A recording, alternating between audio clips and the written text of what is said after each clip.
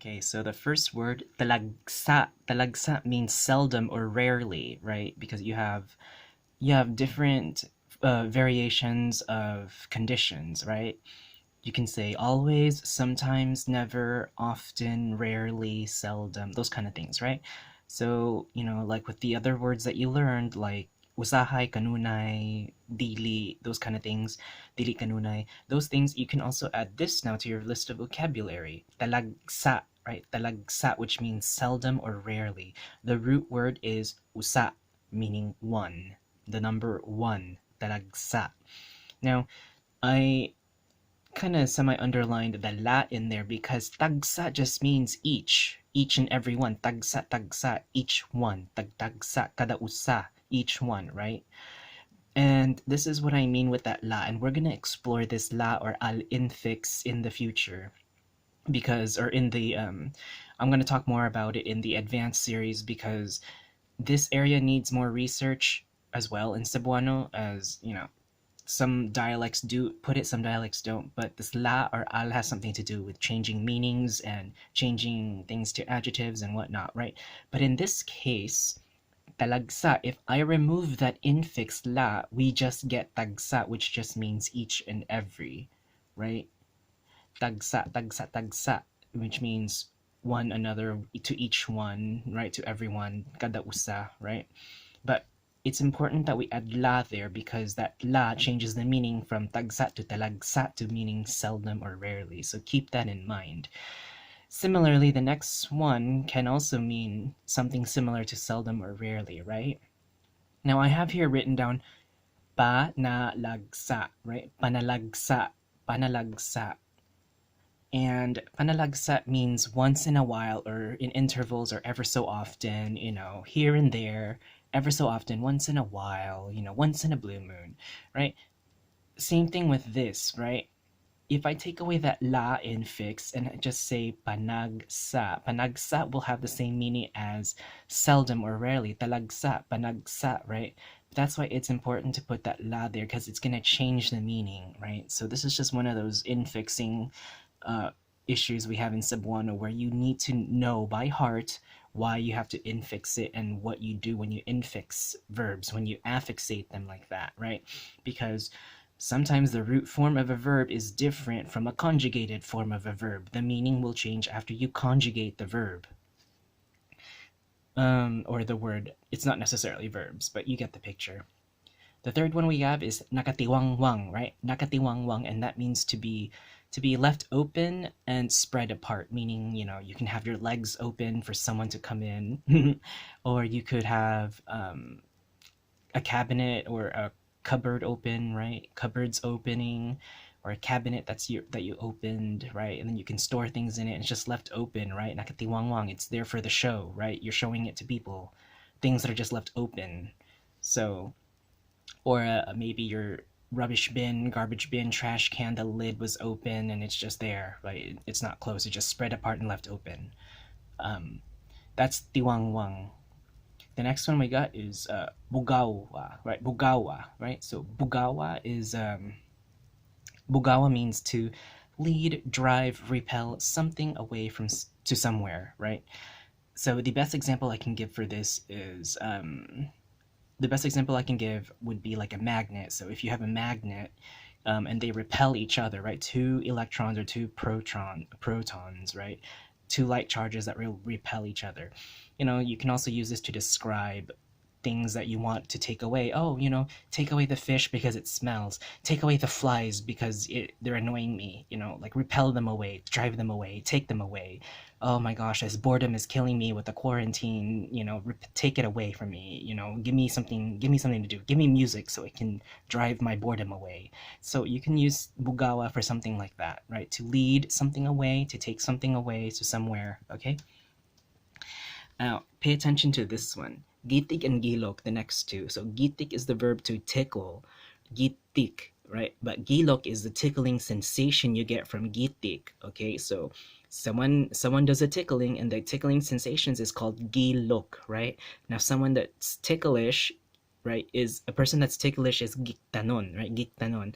But just keep in mind that gilok and gitik are similar. Okay, gitik is literally just to tickle, like you're tickling somebody. Gilok is the tickling sensations. Now, tickling sensations, I mean, you can get this when something's tickling you, when you just feel something tickling you, right? Maybe it was an ant that was crawling in your skin, some insect or something, or maybe somebody told you something and you made you feel all lovey-dovey, like ooh, I'm feeling all ticklish everywhere, or maybe like um, sometimes people use this as a slang to feel horny, like in a very sexual way. Maybe if when they took an aphrodisiac and they feel so horny and they want to have sex or whatever, gilok is like, ooh, I'm feeling so frisky and horny, um, tickly. So it's like tickle sensations that you get, like the tickles and the chills sensations, like ooh, but giktanon is also a similar word that gilok can be used in conjunction with or used simultaneously, because giktanon comes from the word, you guessed it, gitik, right? If we take a look at giktanon, it was conjugated. So keep in mind that anon ending and that metathesis that occurred here, giktanon, we have metathesis that occurred. So if you don't remember what metathesis was, you have to look back. Because giktanon, the root word is gitik, from giktanon. Uh, Now, these two pay attention as well. Hunlak, it means to collapse and drop down, a plane, right? So if we're looking at a plane, right, and not the airplane, right? I didn't say airplane, I just said plane, as in a plane geometry, a plane as in a floor or flat surface, right?